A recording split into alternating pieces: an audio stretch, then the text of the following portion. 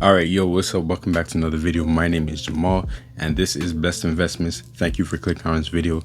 Let's get into it. So in this video, I'm going to be talking about the Z Fold 3 and how it's been using it for the last 5 months of owning it. First thing I want to talk about is how comfortable it is to hold. People complain about the narrowness of the front screen, but because the phone is so narrow, you probably heard this before, but because it's narrow, it makes it so much easier and comfortable to hold in your hand. Holding it with one hand is very comfortable when it's closed, and then when it's open, it's also not that bad. Like it's pretty light for considering how big the screen is and considering what you can do on the device. So it's very comfortable in the hands. I love holding it and I love just doing stuff on it. Again, watching videos, walking around with one hand, or even doing a few things like swiping, changing apps, different things like that. I can do that one-handed when the screen is open, when it's on the inside screen. So yeah, it's very comfortable to hold. Another really good thing about this phone is the cameras.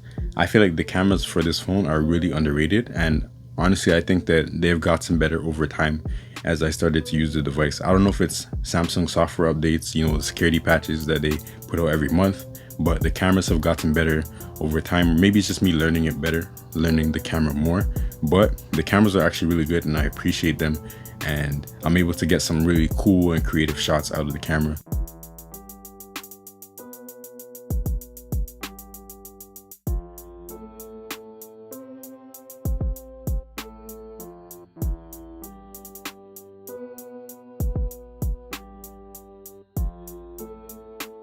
Whether that's over pro mode or just taking photos right off the bat with the camera, not even thinking about it. The Z Fold 3 does a really good job, and I thought I would miss the S21 Ultra camera, but with this phone I don't feel that gap at all. Good quality pictures, good quality video, and something that's very underrated too is the stabilization is actually pretty amazing for this phone. Like, people don't really talk about that because you're not buying this phone for cameras, but the stabilization in videos is actually really decent.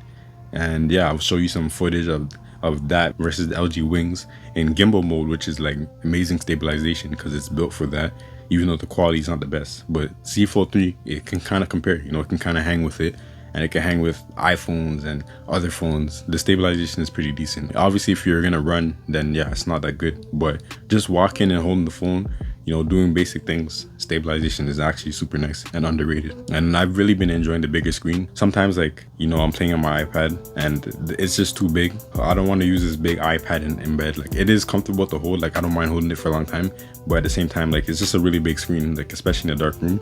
So the Z Fold 3 kind of fits that perfectly, and it's not too big but it's not too small where you'd want a bigger screen. So whether I'm playing games or watching videos, the screen size is actually really nice. Like, it's pretty cool to just pull this thing out of your pocket and it's like a small tablet comparable to the iPad mini size, and you can do so much with that. So screen size is good. In my opinion, I think this is probably one of the most durable phones that came out last year. And just in general, like, the fact that you can close it up means that that inside screen is just so protected most of the time when you're not using it. And even when you're using the phone, you can still protect it by keeping it closed and using the outside screen. And then the outside screen is the highest form of Gorilla Glass, which is decent protection, but glass is glass and glass breaks. So yeah, there's that. The hinge is very strong. The hinge hasn't, I've dropped the phone a few times. The hinge doesn't have any dents. It will get dents, but even the dents won't do damage to the phone.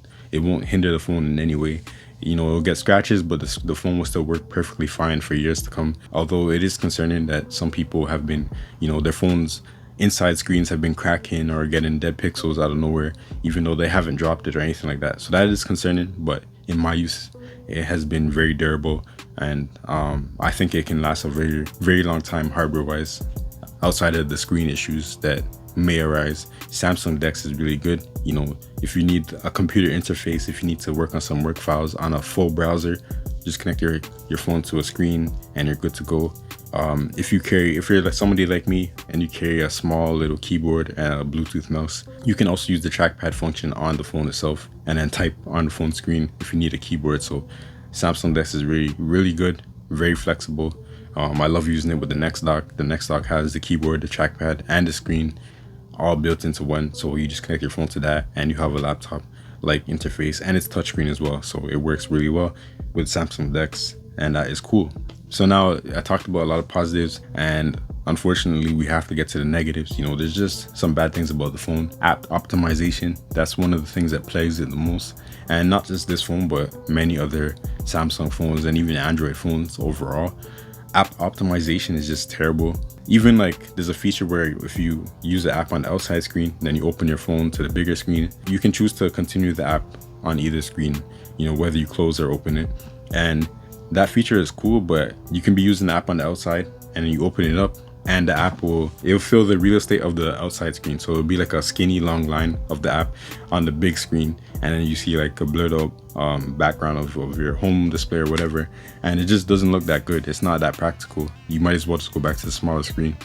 And then there's usually an option in the bottom to relaunch the app to fit the screen, but even that is like you could lose progress that you had in the app before, and you know, it refreshes the whole app, and that's just not ideal. So there's things like that. Optimization is just not that good.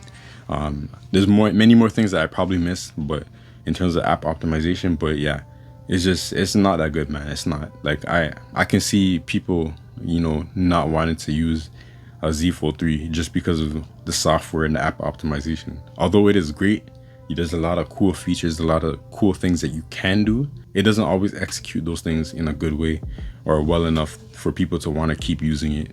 And you have to kind of adapt and work around. Whereas, you know, it's a mobile device. You want it to work 100% of the time. Every single time you put it out of your pocket to do something, you want it to work. So, you know, that could get annoying. Then the other negative, I've talked about this before. I don't know, maybe other people have mentioned it, but it's the case support. Cases for this phone are just annoying. Like, if you're somebody who owns a Galaxy Fold, then you probably had multiple cases. You probably had two to like 5 cases, to be honest. The average person who has one of these phones, you probably have so many cases, because like usually cases fit the back of the phone very fine, but it's the front. They just can't seem to get that right. Like, some cases have adhesives to stick to the phone at the front, and some cases don't. But even the ones with adhesive strips on the inside of the case to stick to the phone, those ones wear down over time and then it stops working, and the cases eventually start to slide on the phone. Another thing about the phone that is bad is the fact that it collects a lot of dust. Like, you put it in your pocket, there's so many little grooves, there's so many little holes for the phone to collect dust and lint and all that stuff. So when you have a case and you're keeping it off for a very long time, because these cases have adhesive strips, some of them you can take off and like it'll still kind of stick, but these cases have adhesive strips, and because the phone collects a lot of dust, it's just becoming disgusting. So you have to take it off, and sometimes that can ruin the case, right? But you take it off and you see like how the dust is built up on the adhesive strip under the phone because it became loose over time or whatever it is. So it's just not that ideal. Like, the cases are just pretty bad. Samsung's cases themselves, like I bought a Samsung case and it has failed me. Like, the adhesive on that case just faded away. It stopped working completely, and it scratched up my phone because it was moving. So, you know, Samsung's case themselves has failed me. And yeah, the case situation for this phone is just not good. Like, it really just makes you feel like just carrying the phone with nothing on it. But then it's such an expensive phone, so you want to protect it, right?